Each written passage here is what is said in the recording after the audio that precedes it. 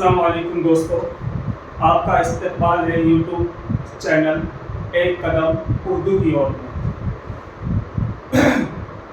आज हम आपको ऐसा टॉपिक बताने जा रहे हैं जो कि इम्तिहान में पहले नंबर पर आता है जब बोर्ड का एग्ज़ाम होता है। और इस टॉपिक में अक्सर बच्चे गलती करते हैं और ये जो टॉपिक है क्लास 10th और 12th के लिए है और किस तरीके से ये पेपर में आता है और किस तरीके से हमें जवाब देना चाहिए आज हम आपको बताएंगे। आप ज़रा ध्यान दें और तसल्ली से समझने की कोशिश करें। अक्सर बच्चे गलती करते हैं और उन्हीं गलती को सुधारने के लिए हमने यहाँ पर एक पूरे तरीके से पेपर उतारा है और फिर इधर हमने जवाब दिया है। यानी ये आपका पेपर है एक तरीके से। ये आपका बोर्ड एग्जाम में जो पेपर आता है, जो उसका पहला जो क्वेश्चन आएगा वो किस तरीके से आते हैं एबीसीडी। जरा इनको समझ लीजिए। जब ये आपके समझ में आ जाएंगे तो आपको पेपर करने में बहुत ज़्यादा सहूलत होगी और आपको किसी तरीके की कोई दिक्कत नहीं होगी। यहाँ देखिए सवाल नंबर 1 है। गौर से समझेंगे। मुंदरजा झेल मारूजी सवालात के 4 मुमकिना जवाबात में से सही जवाब चुनकर कॉपी में लिखिए। आपको शायद समझ में आ गया होगा। एक बार फिर से मैं रिपीट कर देता हूँ। मुंदरजा झेल मारूजी सवालात के 4 मुमकिना जवाबात में से सही जवाब चुनकर कॉपी में लिखिए। झेल का मायने है नीचे दिए गए ये जो सवालात हैं इनका जवाब आपको देना है। सही जवाब आपको कैसे चुनना है और किस तरीके से आप आगे जवाब अपने पेपर में दोगे। देखिए यहाँ पर आपके लिए सवाल डाल दिए गए हैं। ये देखिए 1 2 3 4 इस तरीके से ये रोमन संख्या में डले हुए हैं और इनका जवाब भी आपको रोमन संख्या में देना है। अब बच्चे गलती क्या करते हैं कि देखिए यहाँ ये जो सवाल है ये तो पहला सवाल हो गया, लेकिन इस सवाल का जो जवाब देना है, यहाँ जो इनका जवाब देंगे, यहाँ भी सवाल लिख रहे हैं, दूसरी जगह यहाँ भी सवाल लिख रहे हैं, यहाँ भी सवाल लिख रहे हैं, यहाँ भी सवाल लिख रहे हैं। इस तरीके से ये सवाल आते हैं ये 12 आते हैं एबीसीडी। तो 12 वो सवाल लिखते जाते हैं। अब जब हम कॉपी चेक करते हैं उसमें बड़ी समस्या होती है और सही तरीके से कॉपी जांच नहीं होती है तो फिर उसमें नंबर कटते हैं। तो आपको सिर्फ यहाँ देखिए ये गौर से समझना है। यहाँ जो ये पहला सवाल है और इसके नीचे इसके जुज दिए गए हैं, ये हिस्से हैं। अब यहाँ है पहला हिस्सा है सबक बेतकल्लुफी की शुरुआत किस मशहूर शायर के मिसरे से होती है। सबक बेतकल्लुफी की शुरुआत किस मशहूर शायर के मिसरे से होती है। ऑप्शन है ए मीर, ऑप्शन है बी गालिब, तीसरा है सी ज़ौक़ और चौथा है डी इकबाल। अब यहाँ आपको एक पे जरा गौर से समझना है सही जवाब क्या है। अब जो सही जवाब होगा वहां पर आप टिक लगा देंगे। जैसे कि मान लीजिए आपका पहला प्रश्न है सबक बेतकल्लुफी की शुरुआत किस मशहूर शायर के मिसरे से होती है, तो सही जवाब है ज़ौक़। ठीक है, आपने जवाब में ये सेलेक्ट किया है ज़ौक़ को। तो अब यहाँ पर आप देखेंगे ये समझने की बात है कि आपको पेपर किस तरीके से करना है। ये तो आपके सवाल हो गए, लेकिन सबसे जरूरी चीज जो समझने की है वो ये है कि आपने पहले नंबर पर ये सवाल लिखना है। ठीक है, पहले नंबर पर आप सवाल लिखोगे और उसके बाद जस्ट इसी के नीचे यानी कि ये जो लाइन है सवाल के सामने, ये लाइन आप जो देख रहे हैं इस तरीके से लाइन होती है, ये खाली रहेगी। इसको आप इस पर कुछ नहीं लिखेंगे और इसके जस्ट अब यहाँ थोड़ा ये हमने नीचे लिख दिया था, इसको जस्ट इसके नीचे लिखेंगे जवाबात। अच्छा, हमने यहाँ पर जवाबात लिखा है और यहाँ हम जवाब भी लिखते हैं, कुछ लिखते हैं जवाब, जबकि जवाब नहीं लिखना चाहिए बल्कि लिखना चाहिए जवाबात। अब वो क्यों लिखना चाहिए? क्योंकि इस पेपर सवाल से मुतालिक यहाँ जो है 12 प्रश्न पूछे गए हैं। आपसे एबीसीडी 12 पूछे गए हैं और 12 जब एक से अधिक जब कोई चीज होती है, कुछ भी हो, सवालात हो या फिर कोई और चीज हो, जब वो एक से अधिक होगी तो वो क्या आती है, बहुवचन में आ जाती है, यानी कि वो जमा कहलाते हैं। अब ये देखिए यहाँ हम जवाब देंगे तो इसलिए हमने ये जवाबात लिखा है, एक जवाब नहीं है, इन सब का जवाब हमें देना है, इसलिए हमने यहाँ पर लिखा है जवाबात। अगर एक ही प्रश्न है और एक ही उसका उत्तर देना है तो वहां सिर्फ आप लिख सकते हो जवाब। अब यहाँ आपने लिख लिया जवाबात, ठीक है। तो इसमें पहला प्रश्न पूछा गया है कि सबक बेतकल्लुफी की शुरुआत किस मशहूर शायर के मिसरे से होती है, ठीक है। तो इसमें जो है आपको जवाब दिए गए हैं, आपने देखना है सही जवाब क्या। सही जवाब था ज़ौक़, तो आप यहाँ पर लिखिए। देखिए ये रोमन संख्या में ही देना है जवाब। मैं आपको बताता बच्चे क्या गलती करते हैं, जब पेपर करते हैं तो गलती करते हैं इस तरीके से, हर जगह यहाँ लिखते हैं जवाब जवाब, इस तरीके से जवाब जवाब लिखते जाएंगे, ठीक है यहाँ, जबकि ये गलत है, ये जवाब नहीं लिखना है। सिर्फ यहाँ पर आपको लिख रखा है, ये जो है ये रोमन संख्या में देना है आपको जवाब, यानी इनको नहीं लिखना है आपको, ये सिर्फ आप जवाब दोगे रोमन संख्या में। और ये खास याद करने की चीज है, इस पर जरा ध्यान दीजिए। यहाँ आप देखेंगे, देखिए ये जो सवाल लिखा हुआ है और इसके नीचे जस्ट जवाब लिखा है, ये जवाबात। तो ये जो लाइन है बिल्कुल इसी की लाइन से, इसके मतलब लेवल से लेना है।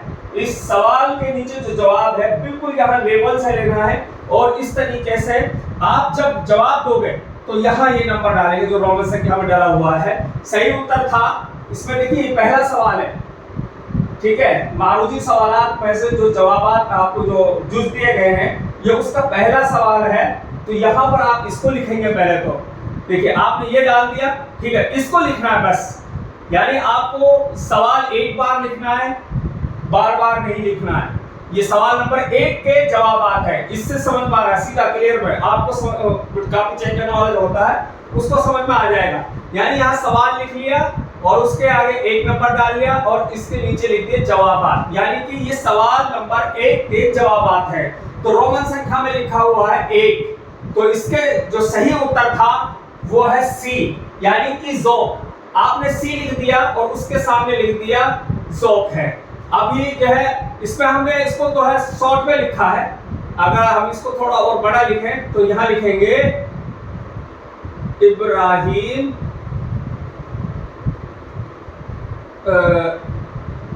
ज़ौक़, यहाँ लिखेंगे इब्राहिम ज़ौक़, ठीक है। इब्राहिम का तखल्लुस था, ये शायर जो थे इसका तखल्लुस था ज़ौक़। तो ठीक है, यहाँ आप सी भर के उसके सामने पूरा उसका जवाब भी लिखते हैं तो बेहतर है। अब तुम कहोगे साहब ये कोई जरूरी है कि जरूरी नहीं है, लेकिन अच्छा है। क्या है कि जब कॉपी चेक की जाती है, इससे कॉपी चेक करने वाले के लिए सहूलत हो जाती है, और वो जब इस तरह किसी की कॉपी को देखेगा, एग्जामिनर जब कॉपी को देखता है और उस तरह उसमें जवाब दिए गए हैं तो वो बहुत खुश होगा और वो आपसे खुश होकर हो सकता है आपको 1-2 नंबर फालतू भी दे दे। यानी कि आपने कॉपी को इस अंदाज से भरा है कि आप बार बार वो इधर से मतलब पेपर को देखने की उसको आवश्यकता नहीं होगी। मान लीजिए आप इसमें जो जवाब है, देखिए ये पहला जो जवाब है इसमें आपने दिया है कि सी है सही उत्तर इसका, यानी इसका इस सवाल का सही उत्तर है यानी सी। तो आप यहाँ पर तो देखिए ठीक है, सी यहाँ निशान लगा दिया, लेकिन अगर यहाँ इसको ना देखें और हम यहाँ देखें पहला सवाल इसमें पूछा गया, मान लीजिए इसको हम थोड़ी देर के लिए मिटा देते हैं, ये मिट गया, ठीक है, और इसमें पहले सवाल का जवाब भर दिया हमने सी, ठीक है, ये जो ज़ौक़ था। अब हमने यहाँ पर ज़ौक़ नहीं लिखा है, इब्राहिम ज़ौक़, तो अब वो सी पे देखेगा, एग्जामिनर कॉपी बदल के देखेगा, पेपर को देखेगा कि देखिए इसमें क्या है, सी के सामने लिखा क्या है असल में। तो वो जब देखेगा तो यहाँ लिखा मिलेगा उसको ज़ौक़ है। तो जब अब यानी अब पता लगा कि प्रश्न जो है सही जवाब है, इसने सही दिया है उत्तर, इससे ये वो कंफर्म हो जाता है कि बिल्कुल एकदम करेक्ट है। और लेकिन वहाँ मतलब जब हम ये लिख देंगे, जैसे मान लीजिए इब्राहिम ज़ौक। ठीक है, अब इससे बहुत आसानी हो गई, यानी साथ में ऑप्शन भी भर दिया और नाम भी लिख दिया, यानी सी पर इब्राहिम ज़ौक के बारे में पूछा गया। तो आपने इब्राहिम ज़ौक का जवाब दिया, सही जो है इब्राहिम ज़ौक है। ठीक है, तो अब देखिए दूसरा क्वेश्चन है, सबक खुदा के नाम खत किस जबान की कहानी का उर्दू तर्जुमा। अब दूसरा क्वेश्चन जो है इस तरीके से है, तो अब देखिए इसमें ऑप्शन दे रखे हैं, ए अंग्रेजी, बी स्पेनिश, सी यूनानी और डी ग्रीक। अब ये देखना है इसमें सही उत्तर क्या है। ठीक है, जो ये सबक खुदा के नाम खत जो लिखा गया है उसका सही उत्तर क्या है, वो किस जबान में लिखा गया है, तो उसका सही उत्तर था स्पेनिश जबान, वो लिखा गया है स्पेनिश जबान में। ठीक है, तो स्पेनिश जबान में लिखा गया है। ठीक है, अब यहाँ अब इसका जवाब आपको लिख दिया, देखिए बी भर दिया, सही जवाब देखिए उत्तर जो है था यहाँ बी है, और हमने भी यहाँ पर बी भर दिया है, स्पेनिश जबान, यानी स्पेनिश जबान। या मैं ये बताना चाहता हूँ कि आप देखिए ये एबीसीडी जो आपने भर रखे हैं वो ठीक है, आप एबीसीडी भर देते हो और आगे इस तरह नहीं लिखते हो, तो इसका मतलब ये नहीं है कि आपने गलत किया है, बल्कि ये बेहतर होता है, आपकी कॉपी जो है, आपका पेज जो है वो भी भर जाता है, और पेज जब पूरा भरता है मुकम्मल तरीके से तो वो अच्छा लगता है, आपकी कॉपी अधूरी सी नहीं लगती है। तो कुछ बच्चे क्या करते हैं जल्दी की वजह से तो वो सीधे इन एबीसीडी में भरते हैं, आगे इनको नहीं लिखते हैं, बल्कि ऐसा कर दे तो बेहतर है, इससे आपकी कॉपी भी भरी सी लगेगी और आपको मतलब अच्छे मार्क्स भी मिल सकते हैं। अब इसी तरीके से इसमें है तीसरा सवाल, देखिए तीसरा सवाल है, डॉक्टर अंबेडकर का ताल्लुक किस खानदान से था। अब इसमें ए महार, बी महाजन, सी कुम्हार, डी लोहार। अब सही जवाब क्या है, सही जवाब क्या है, सही जवाब है महार खानदान से था। ठीक है, डॉक्टर जो है भीमराव का ताल्लुक महार खानदान से था, तो हमने यहाँ पर सही जवाब भर दिया ए, यानी महार खानदान से। तो आपको समझाना ये है कि आप जब कॉपी में इनको एबीसीडी का जवाब लिखें तो यहाँ गौर से देख लीजिए, और इसी तरीके से आपको जवाब लिखना है, और ये 12 होते हैं। आप स्क्रीनशॉट ले लीजिए और स्क्रीनशॉट ले करके आप अपनी प्रैक्टिस कर लें और आपको अच्छे से समझ में आ जाएगा। ठीक है, आप वीडियो रोक कर स्क्रीनशॉट ले सकते हैं तो आपको बेहतर समझ में आएगा, यानी इस तरीके से आपको जवाब देना है, और ये इस प्रकार से 12 होते हैं एबीसीडी। तो ये 12, अब ये देखिए 12th क्लास में भी और 10th क्लास में भी ये पहला सवाल इस तरीके से आता है। जब हम पहला सवाल में कोई कहीं ना कहीं अगर हम कोताही करते हैं और हमसे गलती हो जाती है तो मुमतहिन जब कॉपी चेक करता है, एग्जामिनर चेक करता है, तो यही से वो महसूस कर लेता है, उसको पता लगता है कि बच्चा कितनी जानकारी रखता है, वो कितना उसको ज्ञान है। अगर यहाँ पर आप कमी करते हो तो यहीं से आपके नंबर कटना शुरुआत हो जाती है कटने की। तो इसलिए पहला सवाल जब करें तो आपको अच्छे से याद होना चाहिए और उसी को फर्स्ट स्थान पर लाना चाहिए आपको। अब आप कहेंगे साहब ये तो पहला सवाल है, क्या हम पहला सवाल पहले करेंगे, इसके बाद में हम फर्स्ट में कौन सा सवाल हमको करना चाहिए? ये ठीक, देखिए आपको ये देखना है, वैसे तो फर्स्ट में ये सवाल आता है, ठीक है, आप जब उर्दू का जब पेपर होता है, चाहे वो हिंदी का हो उर्दू का हो, ठीक है, उसमें फर्स्ट में यही सवाल आएगा, ये एबीसीडी आएंगे, तो आपको देखना है, अगर आपको अच्छे से याद है तो फर्स्ट में इन्हीं का जवाब आपको देना है। फिर इसके बाद में आपको देखना है, जब एबीसीडी आपसे पूरे हो जाते हैं उसके बाद ये देखिए आप काफी जब भर रहे हैं कि पूरा पेपर आपको पढ़ना चाहिए, एक नजर में जल्दी जल्दी से पढ़ लीजिए और फर्स्ट में इसके बाद वही पेपर सवाल कीजिए जो आपको अच्छे से याद है। यानी ऐसा नहीं जो आपको कंफर्म याद नहीं है उसको आप फर्स्ट में कर रहे हो तो फिर आपके लिए समस्या खड़ी हो जाएगी, क्योंकि जब कॉपी को हम चेक करते हैं, कोई भी हो, जब एग्जामिनर कॉपी चेक करता है तो शुरू में बहुत गहराई से वो चेक करता है। जब हम शुरू में ही गलती कर रहे हैं तो बीच में जाहिर सी बात है गलतियां होंगी, तो इसलिए फर्स्ट में उन्हीं सवालों को लाइए जो आपको अच्छे से और कंफर्म याद है। तो हमने आपको बता दिया मेरे प्यारे बच्चों कि एबीसीडी किस तरीके से करने हैं, और इनको आप समझ लीजिए, यहाँ गौर से आप समझोगे और इनका फिर समझने के बाद में आपको जवाब देना है। यानी ये आपको मैं फिर से रिपीट करता हूं, मुंदरजा झेल यानी नीचे दिए गए सवालात, मारूजी सवालात के 4 मुमकिना जवाबात में से सही जवाब चुनकर कॉपी में लिखिए।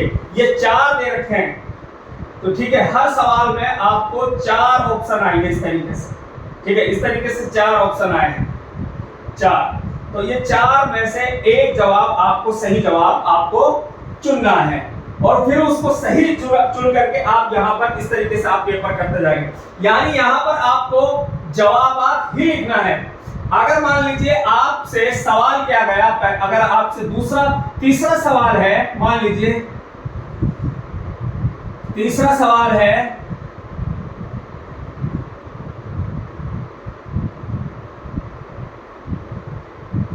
इस्म किसे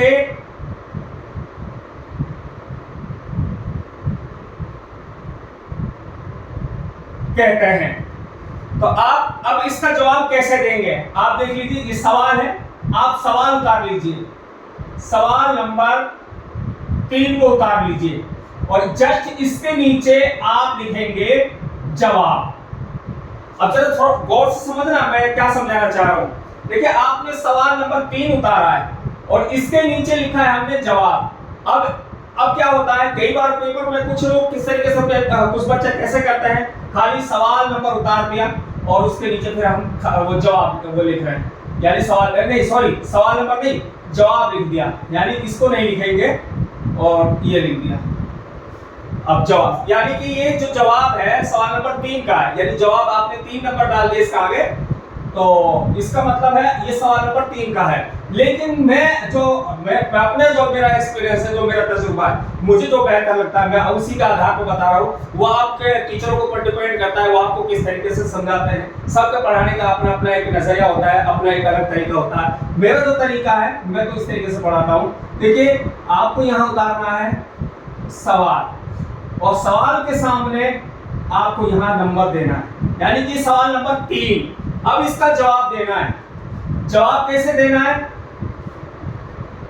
सवाल नंबर 3 का जवाब है किसी भी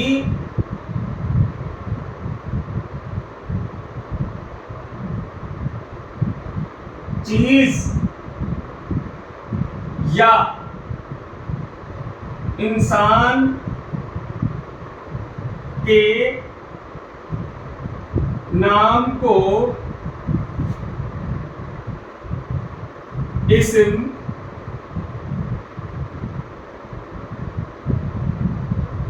कहते हैं।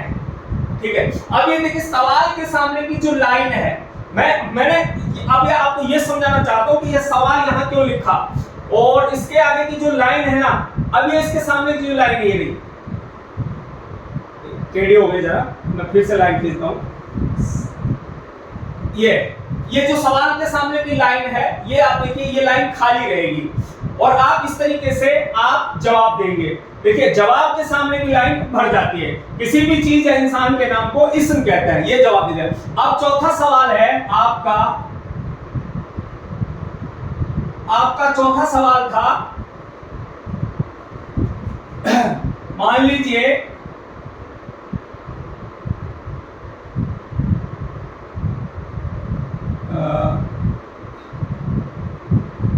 चौथा मैं सवाल का जवाब यहां पर दे रहा हूं, तो जवाब है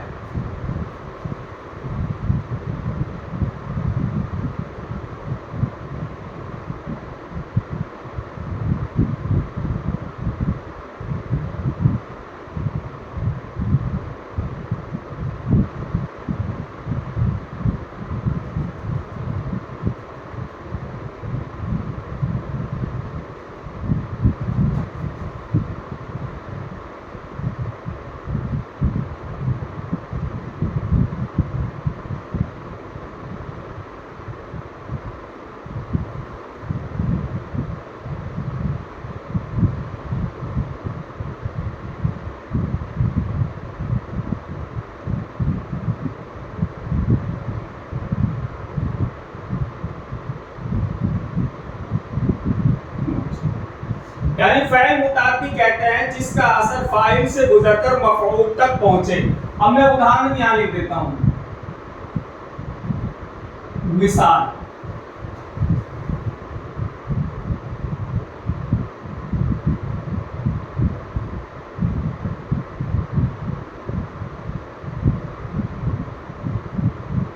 सालिम ने खत लिखा। देखिए सालिम जो है यहाँ पर फाइल है और खत जो है मफऊल है और लिखा फ़ैल है। ठीक है, अब यहाँ समझना ये है कि काम किस पर हो रहा है। मैं थोड़ा सा समझा दूं कि काम जो है खत के साथ कर रहा है, इसलिए सालिम ने खत लिखा। सालिम फाइल और खत मफऊल और लिखा फ़ैल, यानी जिसके साथ काम किया जाता है वो देखिए मफऊल है। अब या मैं हमने समझाने की कोशिश की कि फ़ैल मुतादी किसे कहते हैं। फ़ैल मुतादी कहते हैं जिसका असर फाइल से गुजरकर मफऊल तक पहुंचे। यानी कि आपसे सवाल किया गया, चौथा सवाल था आपका,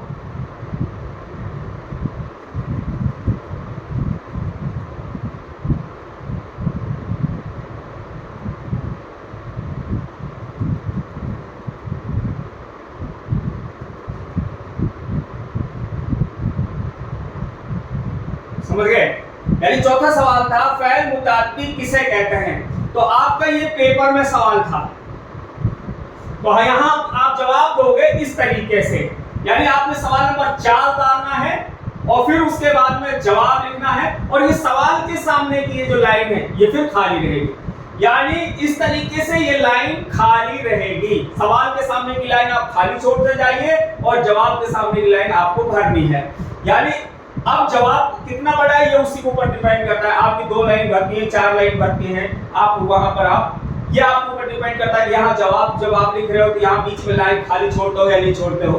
तो आपको अगर लग रहा है कि एक पेज में आप सवाल जो दे रहे हो उसका जवाब आपका मुकम्मल एक पेज पर आ सकता है और लाइन छोड़कर, तो आप जवाब दे सकते हो लाइन छोड़कर। अगर आपको लग रहा है जिस सवाल का हम जवाब दे रहे हैं उसका जवाब अगर एक पेज पर नहीं आ सकता है और तो फिर आपको लाइन नहीं छोड़नी चाहिए, क्योंकि वहीं पर उसका जवाब देना जरूरी होता है। जैसे एप्लीकेशन हम लिखते हैं या कोई लेटर यानी कि खत हम लिखते हैं तो उसका जवाब एक पेज पर देना होता है, तब आप लाइन मत छोड़े। अगर आप लाइन छोड़े तो आपको ऊपर डिपेंड करता है कि आप उस लाइन छोड़कर भी आप एक पेज पे लिख सकते हो, वो आपका लिखने का जो तरीका है उसके ऊपर डिपेंड करता है।